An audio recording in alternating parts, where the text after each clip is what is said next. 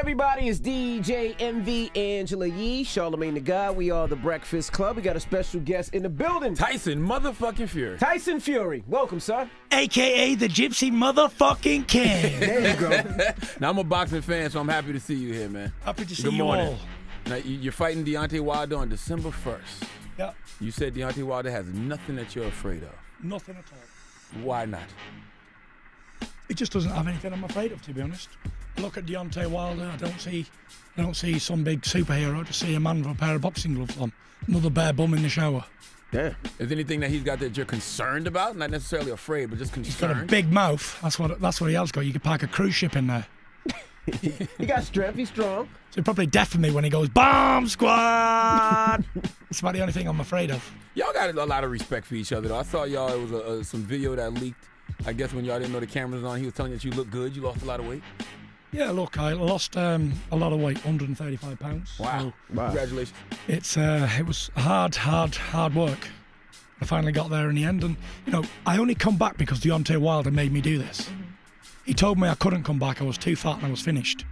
So he gave me the motivation to come back. And That was the motivation, him talking all that trash. 100%. I was lineal heavyweight champion of the world, won all the belts, and I had a lot of time off, 2.5 years, and a lot of people said I'd never, ever return. Because to lose that much weight and to come from where I've come from, I had mental health problems, alcoholism, addiction to drugs, everything you can think of, I've been there and done it. And I saw this little video he made, and he said, yeah, Tyson Fury's finally finished. We'll never ever see him again. And I thought, you know what, that was the day I got my running shoes back out. And I started to run, but then I ended up walking because I couldn't run 100 yards because I was that fat. And then I trained my way back nice and steady. We had a fairy tale story. First stop, New York, New York. There So you is go. that why you took the 2.5 years off? Because everything you just named, the mental health issues, alcoholism, it was all of that? I needed some time off. I'd been boxing from being 10, 11 years old and right up to 27 with no break. So I needed time to live a little life and enjoy myself, really. And it just went too far.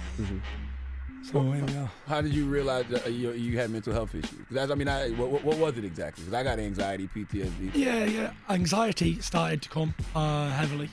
I always suffered with depression.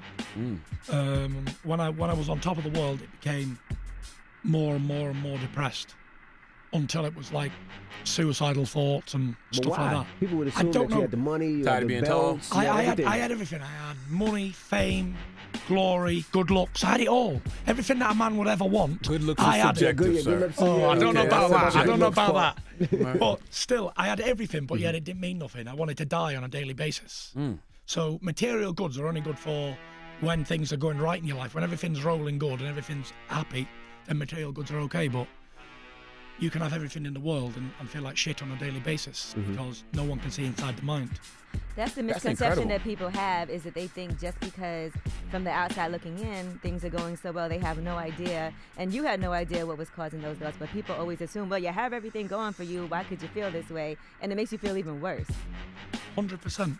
100%. I wouldn't wish it on my worst enemy. Mental health has got to be the biggest battle I've ever fought with. So what More had you than then? any What- opponent what could had you ever ring. depressed? What had you depressed then? I don't know. I really don't know what had me depressed, but I knew I was just spiraling out of control. And the only thing I could think of to make it better, go away for a bit, was getting drunk. Wow. And that just led to problems after problems after problems. So the answer to that question is nothing can make it go away except medical advice and seeking medical help. Did you do that? Did you go to a therapist? Yeah, I did. Okay. I went and seen a therapist and we sorted things out and got my life back on track. How long did it take you to lose all that weight? Took me around To the about mic. To the mic, so they gave you. took me around about 6 months. Worked very hard, trained 3 times a day, was on a strict diet, and No sex. plenty of sex. Plenty of sex. That's But good what I cardio. used to do, I used to do the cardio with sweatsuits on, so used to get very messy in there. Ah, okay. Very messy. You said at one point your wife was like she had to move out because things were pretty tough for you guys. I'm sure her having to deal 100%. with that. Can you imagine being married to Jack the Lad, the heavyweight champion of the world, the talker, the person everybody's like talking about and all that sort of stuff, and then it all goes wrong, like he hits the drink, he's out every night till 5 in the morning, sometimes didn't come home for 3 days. I'd go to the shop and end up in New York from Morecambe. I could be anywhere, like it was crazy, it was way out of control.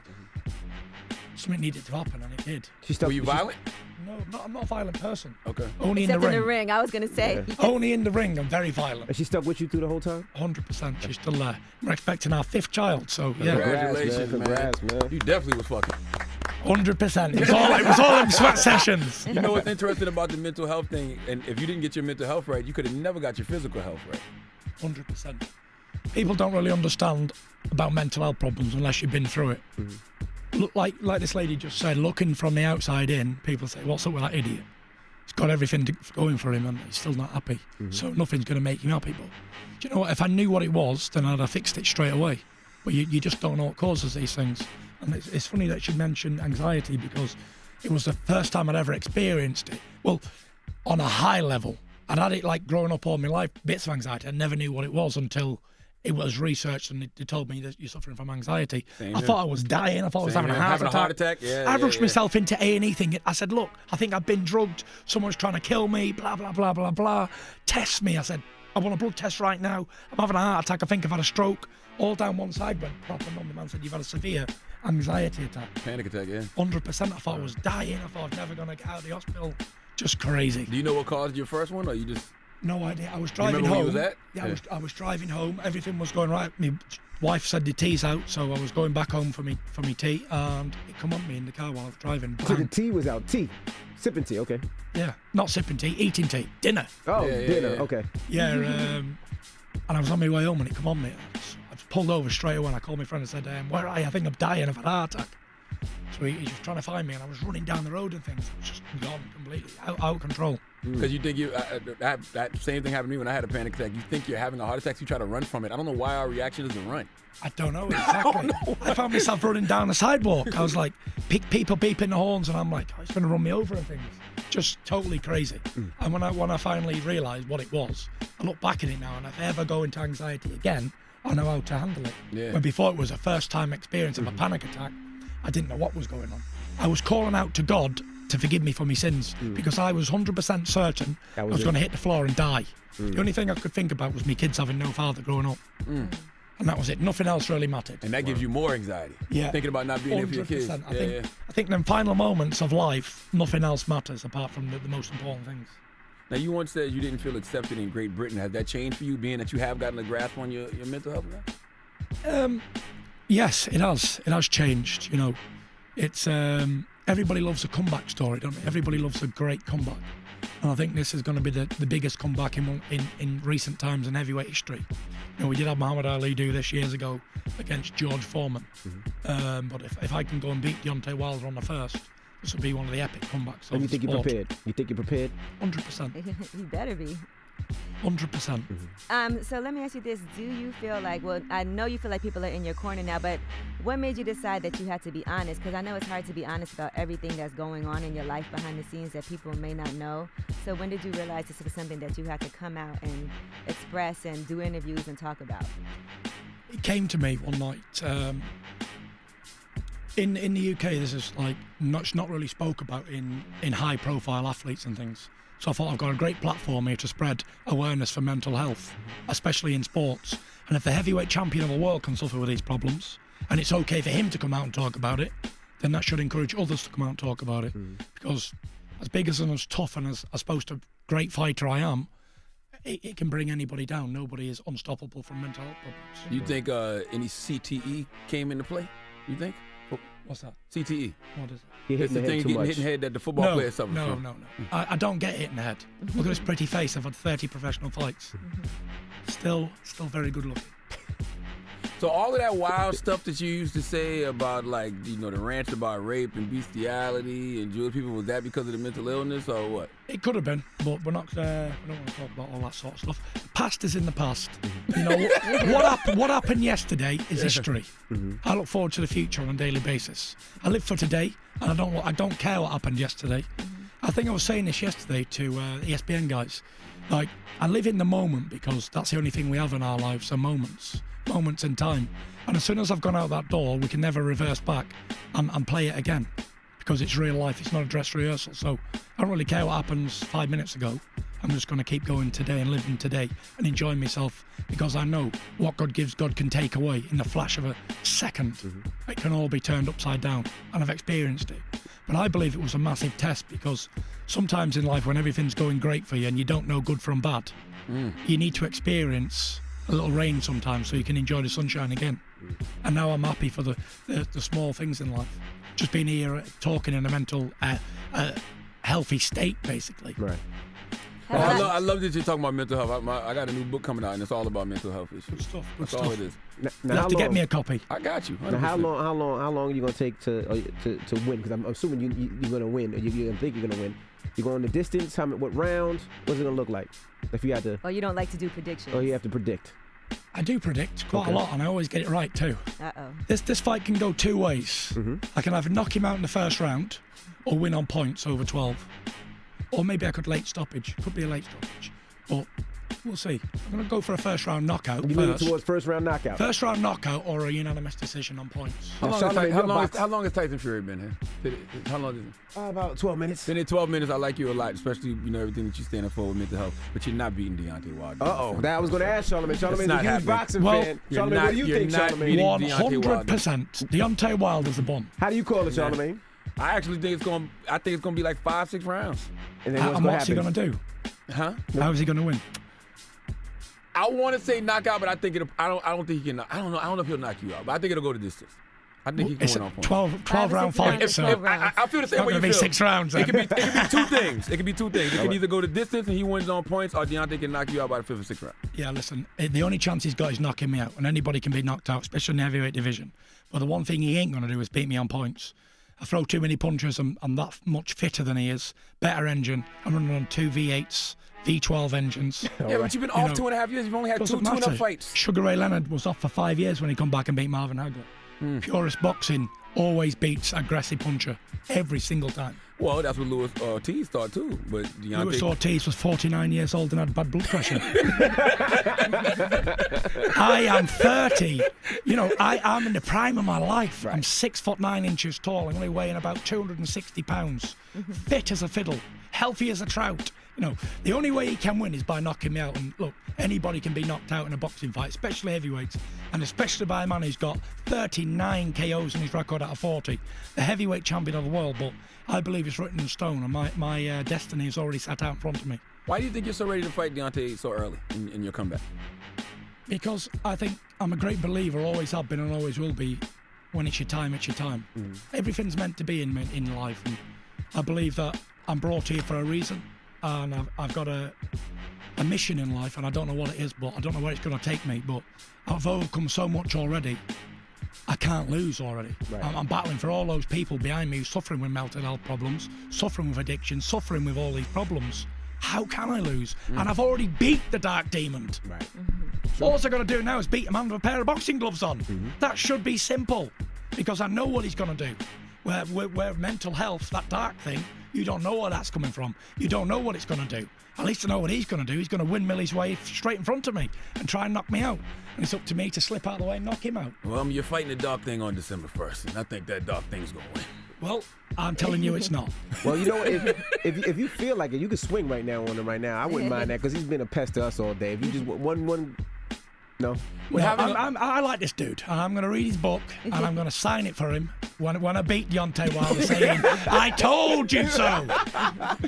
Would having a loss on your record bother you? Listen, I don't lose. All I do is win, no matter what. Listen, I'm the lineal heavyweight champion of the world. I beat the great Vladimir Klitschko at 25 title defences. And if he would have beat me on that night, he'd have equalled the great Joe Lewis's record. And I stopped him from doing that, because I couldn't have a European guy beating the great Joe Lewis's record. No way. I've been in championship fights before, big-time boxing. This is Deontay Wilder's first step up, don't forget. Luis Ortiz is an unknown character from Cuba who nobody's interested in. It's not a big-time fight. Still a good boxer, though. Yes, one of the best field boxers, if not the best, in the heavyweight division. 100%. He's a very good boxer, but he's old man.